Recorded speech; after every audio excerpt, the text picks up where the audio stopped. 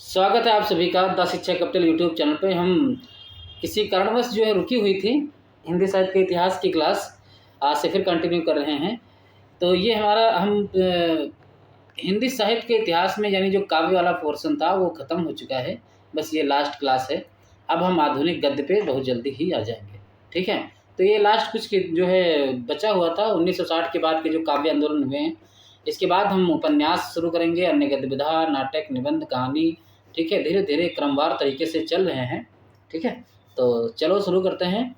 और फिर कहता हूँ आपको कि अगर मेरी लगभग में क्लासेज चल रही हैं, मैं कह रहा हूँ जो है नाटक भी क्लास चल रही है निरंतर, कहानी की भी जो है क्लास चल रही है, यानी यूनिट 7 और नाटक और निबंध कंप्लीट हो चुके हैं। भारतीय काव्यशास्त्र कंप्लीट हो चुका है। पाश्चात्य काव्यशास्त्र में भी जो है एक क्लास हो चुकी है। पाश्चात्य काव्यशास्त्रियों का जो समय है उनको आल्हा की धुन में मैंने सुनाया है, जाके आप प्लेलिस्ट में देखें। और फिर एक बात कहता हूँ कि अगर आपको नोट्स चाहिए इस प्रकार के, इसी फॉर्मेट में हर चीज़ के नोट्स, तो इस नंबर पे संपर्क करें 97 21 56 58 75। ठीक है, इस नंबर पे व्हाट्सएप मैसेज करोगे तो आपको नाटक की जानकारी दी जाएगी, सिलेबस की। और दूसरी बात यह है कि इस नवरात्र तक आप अगर नवरात्र में ख़रीदते हैं तो 249 रुपये आपको देने पड़ेंगे। वैसे इसकी जो प्राइस थी वो 299 थे। ठीक है, चलो शुरू करते हैं क्लास। 1960 के बाद के जो काव्य आंदोलन हम लोग अभी तक क्या पढ़ चुके हैं, भारतेंदु युग, द्विवेदी, प्रगति, प्रयोग। ठीक है, प्रयोगवाद खत्म करके अब हम जाके नई कविता भी हो चुकी है। 1960 की जो बात हुई तो यहाँ से शुरू कर रहे हैं। तो 19 कहने वाला नई कविता हुई समकालीन कविता। 1960 के बाद कविता को समकालीन कविता क्या कहते हैं, समकालीन कविता कहा जाता है। हालांकि इसको लेकर विद्वानों के बीच विवाद की स्थिति है। कौन कौन से देखो, 1960 के बाद की कविता को साठोत्तरी कविता कहा जाता है, याद रखना। यानी जो 60 के बाद की जो कविता है वो साठोत्तरी कविता भी कहते हैं, एक बात। दूसरी बात यह है कि डॉक्टर विशंबरनाथ उपाध्याय, क्या नाम है इनका, डॉक्टर विशंबरनाथ उपाध्याय तथा डॉक्टर बच्चन सिंह ने समकालीन कविता को ही साठोत्तरी कविता कहा है। डॉक्टर विशंबरनाथ उपाध्याय और डॉक्टर बच्चन सिंह ने, दोनों लोगों ने क्या कहा है, साठोत्तरी कविता कहा है, एक बात। दूसरी, 1960 के बाद बता दूं, 1960 के बाद कविता में विभिन्न तरह के काव्य आंदोलन को प्रवृत्तियां विकसित हुई, जिनमें याद रखना अ कविता जो है, अ कविता जनवादी कविता और एक नवगीत आंदोलन, याद रखना। आ कविता जनवादी कविता यहाँ पे कॉमन नहीं है, आ कविता और जनवादी कविता, नवगीत आंदोलन, ये 1960 के बाद आए हैं। कब, 1960 के बाद, याद रखना। अब देखते हैं आ कविता क्या है। आ कविता जो 1960 ईस्वी के बाद विकसित हुआ आंदोलन, उसमें सन 1963 कब भैया, सन 1963 ईस्वी में जगदीश चतुर्वेदी ने, क्या नाम था, जगदीश चतुर्वेदी, क्या नाम था भैया, जगदीश चतुर्वेदी, क्या नाम था, जगदीश चतुर्वेदी। ठीक है, इंपॉर्टेंट है। प्रारंभ नामक काव्य संकलन से इसकी शुरुआत होती है, याद रखना। प्रारंभ कविता का ही नाम है, याद रखना। आंदोलन का नाम क्या नाम था, प्रारंभ। क्या नाम था, प्रारंभ। आगे देखते हैं कि आ कविता का सबसे प्रसिद्ध काव्य संकलन विजप है। ये बहुत इंपॉर्टेंट बात है आपको।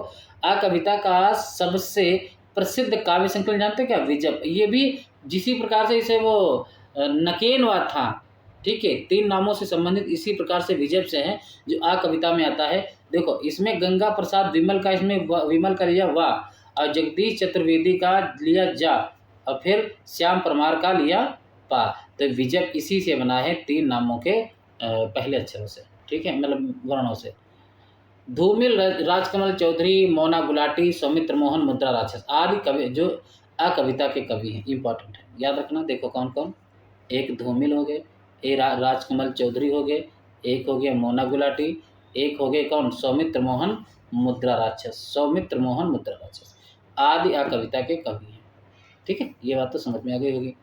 एक बात और बता दूं, श्याम परमार को, क्या नाम है इनका, श्याम परमार को आ कविता का कवि मानने के पीछे एक तर्क यह भी दिया जाता है कि उन्होंने 1965 में, क्या नाम है, 1965 में आ कविता पत्रिका, याद रखना, आ कविता पत्रिका को प्रकाशित किया है। आ कविता पत्रिका को प्रकाशित किया था श्याम परमार। क्या नाम था, श्याम परमार, क्या नाम था, श्याम प्रभाव। आ कविता को कहीं कहीं साठोत्तरी कविता भी कहा जाता है। जैसे आ कविता आंदोलन पर पश्चिम की, याद रखना किसका, आ कविता आंदोलन पर पश्चिम के एंटी पोएट्री, क्या नाम है, एंटी पोएट्री आंदोलन का वैचारिक प्रभाव इसमें देखा जा सकता है। ठीक है। आ कविता किसी भी सामाजिक दायित्व को अस्वीकार करती है और तथा उसके नियमों को खारिज भी करती है। ठीक है, इसमें सामाजिक दायित्व नहीं है। दूसरी बात हम कर देते हैं यहाँ पे कि सन 1952 ईस्वी में अमेरिका में, याद रखना, बीट जनरेशन, क्या, बीट जनरेशन की स्थापना बैंक कैरुआक, याद रखना, बैंक कैरुआक एलन गिन्सबर्ग ने की थी। किसने, एलन गिन्सबर्ग ने की थे। और फिर उसके बाद आता है 1967 के आसपास एक नवीन प्रवृत्ति तेजी से उभरी, उसका नाम था जनवादी कविता कहा गया। ठीक है। अब एक बात मैं और आपको बता दूं, ये आंदोलन आपको तैयार करना है कि 1960 के बाद विभिन्न लघु काव्य जो आंदोलन है यहाँ से बहुत बार क्रम मिलाने के लिए आया है, तो ये चीज़ आपको तैयार करना पड़ेगा जो कि इम्पोर्टेंट है। देखो, बीट पीढ़ी आंदोलन ये किसी हिंदी में जो चला था, किसके प्रवर्तक कौन थे, राजकमल चौधरी। क्या क्या क्या नाम है, राजकमल चौधरी, राजकमल चौधरी। इसको अगर आप लोग याद नहीं कर पाते हैं तो इसका मैं एक तरीका बता देता हूँ आपको। ये सीधी बात, बीड़ी कौन पीता है, ठीक है, एक राजकमल नाम का एक लड़का है, ठीक है, जो बीड़ी पीता है। कैसे, चौधरी लोग जो थे वो बहुत बीड़ी पीते थे। ठीक, तो बीट पीढ़ी, बीड़ी पीढ़ी से बना सकते हो, बीड़ी बीड़ी तो बन जाएगा। चलो अगली बात आती है युत्सवादी कविता, जो सलभ श्री राम सिंह थे, याद रखना, युयुत्सवादी कविता सलभ श्री राम सिंह थे, सलभ श्री राम सिंह थे। अच्छा, ये एक बात बताओ, आप लोग जानते हो युयुत्सवादी यानी युधिष्ठिर जानते होंगे, उससे जोड़ सकते हैं कि जो युधिष्ठिर थे उनसे सब लोग सलाम करते थे तो वो हिंदू, पर फिर भी लोग सलाम कर देते थे। तो सलभ श्री राम सिंह इंपॉर्टेंट है, किसी प्रकार से जोड़ के याद कर लो, जरूर ज़्यादा जरूरी है। प्रतिबद्ध कविता, वाम कविता, इसके कौन है, परमानंद श्रीवास्तव, परमानंद श्रीवास्तव। प्रतिवाम, याद रखना, प्रतिवाम के कौन है, परमानंद, पास से प्रतिबद्धता और पास से परमानंद श्रीवास्तव। सनातन सूर्योदय, याद रखना, सनातन सूर्योदय कौन है, वीरेंद्र कुमार जैन। कौन है भैया, वीरेंद्र कुमार जैन। सभी बना सकते हो, सभी सभी, सनातन सूर्योदय। विचार कविता देखो, विचार कविता भी किसका था, विचार कविता महीप सिंह एवं नरेंद्र मोहन का। विचार कविता किसका भैया, महीप सिंह एवं नरेंद्र मोहन। विचार कविता किसका था, महीप सिंह एवं नरेंद्र मोहन। ठीक है। सांप्रतिक कविता किसका था, श्याम नारायण का। सा से सांप्रतिक, सा से श्याम नारायण। देखिए, ठीक है, इंपॉर्टेंट है। निर्देशायनी कविता, ठीक है, इंपॉर्टेंट देखो क्या है, निर्देशायनी कविता। निर्देशायनी कविता सत्यदेव राजहंस, क्या नाम है, सत्यदेव राजहंस। ये और क्या है, निर्देशायनी कविता सत्यदेव राजहंस। एक बात, दूसरी बात देखो क्या है, ताजी कविता। ताजी कविता किसकी थी, लक्ष्मीकांत वर्मा। आंदोलन ही सब ये इसके प्रवर्तक हैं, इंपॉर्टेंट याद करना जरूरी है। ताजी कविता लक्ष्मीकांत वर्मा। ठीक है। टटकी कविता ये किसके थे, रामवचन राय। टटकी कविता के रामवचन राय। समकालीन कविता के विशंबरनाथ उपाध्याय, विशंबरनाथ उपाध्याय। और ताजी के लक्ष्मीकांत। ठीक है। कैप्सूल देखो, एक और थी कैप्सूल या सूत्र कविता, ओंकारनाथ त्रिपाठी। ये बहुत ही इम्पोर्टेंट है। कैप्सूल या सूत्र कविता किसकी हो गई, ओंकारनाथ त्रिपाठी की। कैप्सूल या सूत्र कविता किसकी हो गई, ओंकारनाथ त्रिपाठी की। अगली बात करें तो नव प्रगतिशील और जनवादी कविता किसकी हो गई, नवल किशोर की। किसकी हो गई भैया, नवल किशोर की। आज की कविता किसकी होगी, हरीश मंदानी, हरीश मतानी आज की कविता। सहज कविता आंदोलन किसका हो गया, डॉक्टर रविंद्र भ्रमर, जो कि वेरी इंपॉर्टेंट है। देखो कुछ जो है प्रमुख समकालीन कवियों उनकी कृतियां हैं, याद रखना। देखो लक्ष्मीकांत वर्मा जी, इनका जन्म हुआ था 1922 में, मृत्यु 2002 में। इन्होंने लिखी आयतुकांत, तीसरा पक्ष, रूबरू।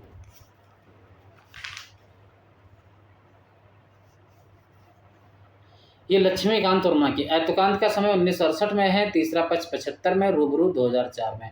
तो आयतुकांत तीसरा पक्ष और रूबरू किसका है? लक्ष्मीकांत वर्मा की है। देखो जगदीश गुप्त, इनकी भी रचना इंपॉर्टेंट है। एक है नाव के पाँव, जगदीश गुप्त की नाव के पाँव 55, शब्द दंश हिम विद्ध युगम 73, छंद विधि सांझ जयंत गोपा चंद सती आदिम एकांत 1980 में। संभोग याद रखना, वेरी इंपॉर्टेंट, संभोग गौतम बोधि वृक्ष 1982, माँ के लिए कब लिखी गई? 1990 में, इंपॉर्टेंट है। रामदरस मिश्र की कविताएं आपको याद रखना, क्योंकि रामदरस मिश्र के उपन्यास भी पूछे जा चुके हैं, तो अब इस बार कविता का नंबर है, तो याद रखना ये इतनी रचनाएं भी खूब लिखा इन्होंने, ठीक है। वो कौन थे? लक्ष्मीकांत, वहाँ श्रीकांत। देखो पथ के गीत 1951, बेरंग बेनाम चिट्ठियाँ 1962, पक गई है धूप 1969, इम्पोर्टेंट, कंधे पर सूरज 77, दिन एक नदी बन गया 84, मेरे प्रिय गीत 85। ये सब किसके हैं? पथ के गीत हैं, यानी रामदास मिश्र के। बाजार को निकले हैं लोग, यानी गजल संग्रह है 1986 में। जुलूस कहाँ जा रहा है 1989, आग कुछ नहीं बोलती 1992। अब इसमें से जो आपको याद रखने हैं वो सिर्फ कलर वाले याद रखने हैं। एक शब्द सेतु 94, बारिश में भीगते हुए बच्चे, ये दो बात याद रखना, शब्द सेतु बारिश में भीगते हुए बच्चे, ठीक, शब्द सेतु बारिश में भीगते हुए बच्चे, ठीक, एक यहाँ से और एक ये बाजार को निकले हैं लोग, और एक पथ के गीत, ठीक है। आम के पत्ते और रात सपने में, ये किसी की रचना है? इन्हीं की रचना है। फिर आते हैं श्रीकांत वर्मा। श्रीकांत वर्मा ने लिखा है एक भटका मेघ, दिनारंभ 67, माया दर्पण, जलसा घर, मगध गरुण किसने देखा? भैया श्रीकांत वर्मा ने देखा था। भटके थे दिन में, माया जो है क्या है? दर्पण में जल गए। श्रीकांत वर्मा याद रखना। सबसे इम्पोर्टेंट दुष्यंत कुमार, इनकी एक जो है कविता को याद रखना है। सूर्य का स्वागत 57 में बहुत बार पूछी गई है। आवाज़ों के घेरे 63, दुष्यंत कुमार। जलते हुए वन का वसंत, साये में धूप, बहुत अच्छी पंक्ति है, ये गजल है, बहुत अच्छी, साये में धूप है 1975। एक कंठ विस्वाई काव्य नाटक है, इंपॉर्टेंट है, याद इनकी रचना जरूर याद रखना। भैया सुदामा पांडे धूमिल आप कैसे भूल सकते हो? क्यों? क्योंकि ये आपके रचनाकार हैं, सिलेबस के हैं। संसद से सड़क सबसे बेहतर है 1972, या ऐसे कहते संसद से सड़क तक धूम मचाएंगे, ठीक है। और एक कल सुनना मुझे, सुदामा पांडे का प्रजातंत्र 1984। सुदामा कल देखना, संसद से सड़क तक धूम मचाऊंगा, ऐसे बना लो कि सुदामा कल देखना कि संसद से सड़क तक धूम मचाऊंगा, ठीक है, याद हो गया होगा। समय भी क्या रखना? संसद सड़क तक बेहतर, कल सुनना मुझे 76, ठीक है, और सुदामा पांडे का प्रजातंत्र 84। कैलाश वाजपेयी के बारे में देखो, इनका जन्म 1936 में, मृत्यु 2015 में। इनका समय संक्रांत 1964, देहात से हटकर 1968, तीसरा अंधेरा 1972, महास्वप्न का मध्यांतर 1980, और एक समय मिलता है हवा में हस्ताक्षर। देखो ये सबसे ज़्यादा इम्पोर्टेंट, हवा में हस्ताक्षर 2005, हवा में हस्ताक्षर 2005, कैलाश वाजपेयी। क्या नाम है? कैलाश वाजपेयी, ठीक है, इम्पोर्टेंट है। विनोद कुमार शुक्ल इस बार क्यों इम्पोर्टेंट हुए हैं आप लोग जानते होंगे कि विनोद कुमार शुक्ल इसलिए इम्पोर्टेंट है कि इनको भैया आपको पता होना चाहिए ज्ञानपीठ मिलने वाला है। क्या मिलने वाला है? शायद कि मिल भी गया होगा, ज्ञानपीठ विनोद कुमार शुक्ल को मिलेगा। तो इसलिए आप लोगों से कहता हूं कि विनोद कुमार शुक्ल की जितनी रचनाएं हैं याद कर लो, इस बार एग्जाम में विनोद कुमार शुक्ल से क्वेश्चन बनने के पूरी संभावना है, ठीक है। तो इनकी एक रचना है, देखो, लगभग जय हिंद 1971। वह आदमी चला गया नया गरम कोट पहनकर विचार की तरह, समय क्या है? 1981। क्या है समय? 1981, ठीक। अगली बात, सब कुछ होना बचा रहेगा 1992। कविता से लंबी कविता 2001, अतिरिक्त नहीं 2002, आकाश धरती को खटखटाता है 2006, कभी के बाद अभी 2012, ठीक। लगभग जय हिंद 1971, वह आदमी चला गया जो है नया गर्म कोट पहनकर विचार की तरह 1981, सब कुछ होना बचा रहेगा 1992, कविता से लंबी कविता 2001, अतिरिक्त नहीं 2002, आकाश धरती को खटखटाता है 2002, 2006 कभी के बाद भी विनोद कुमार शुक्ल की रचना आप लोग नहीं भूल सकते, इम्पोर्टेंट है। कवि ने कहा 2012।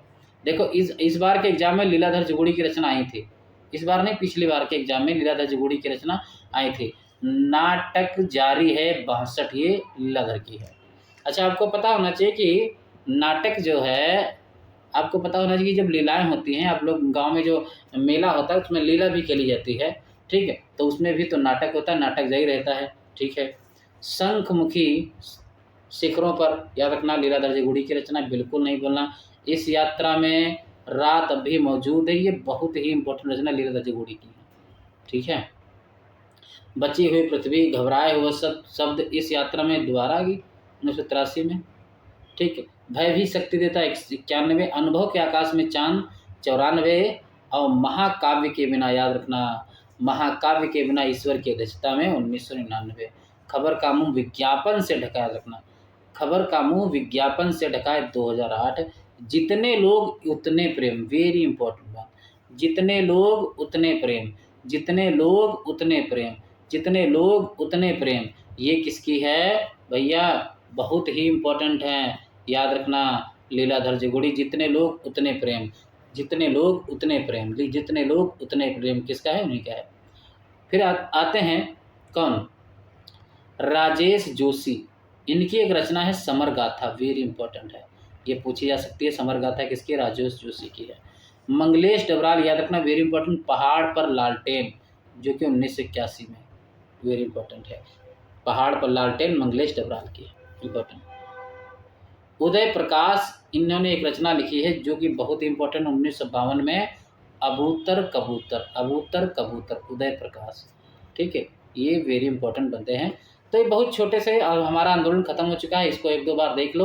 और मैं फिर कहता हूँ नोट्स आप लोग जरूर ले लो, नोट्स इतने इंपॉर्टेंट होते हैं कि एक खाका बन जाएगा, हर बार वही रिवीजन करना है, एक बार में चीज़ें याद नहीं होती हैं, कई बार रिवीजन करना पड़ता है, ठीक है। और जाके मैं वही कहता हूँ कि प्ले लिस्ट में देखें, ठीक है, कहानी में कम से कम 6 से 7 कहानी हो गई हैं, और इसी फॉर्मेट में कहानी से हर जुड़े पहलू पे मैंने अच्छी तरीके से जो है पढ़ाया है उसको, और विद्वानों के मत भी रखे हैं, कोई टेंशन वाली बात नहीं है। आप भारत दुर्सा नाटक पढ़ना मेरा, ठीक है, जो अभी तक पूरे यूट्यूब में जितनी मेहनत मैंने उस नाटक के लिए की है, ठीक है, कोई नहीं करेगा, क्योंकि उसमें बहुत टाइम लगा है मुझे बनाने में उस नाटक को। उसका मतलब उसको देखोगे तो आप खुद ही पता चल जाएगा कि नाटक में खास बात क्या है, ठीक है। चलो, बहुत बहुत धन्यवाद, और हम मिलते हैं अगली क्लास में। और आप लोग फिर कहता हूँ कमेंट वगैरह कर दिया कीजिए, और सब्सक्राइब कर दीजिए, ठीक, और लाइक भी कर दीजिए। आप देखते हैं, देखते तो हो पर सब्सक्राइब नहीं करते हो, ये गलत बात है, इतना निस्वार्थ भाव नहीं रखना चाहिए, ठीक, इतना भी स्वार्थ भाव नहीं रखना चाहिए। चलो, बहुत बहुत धन्यवाद।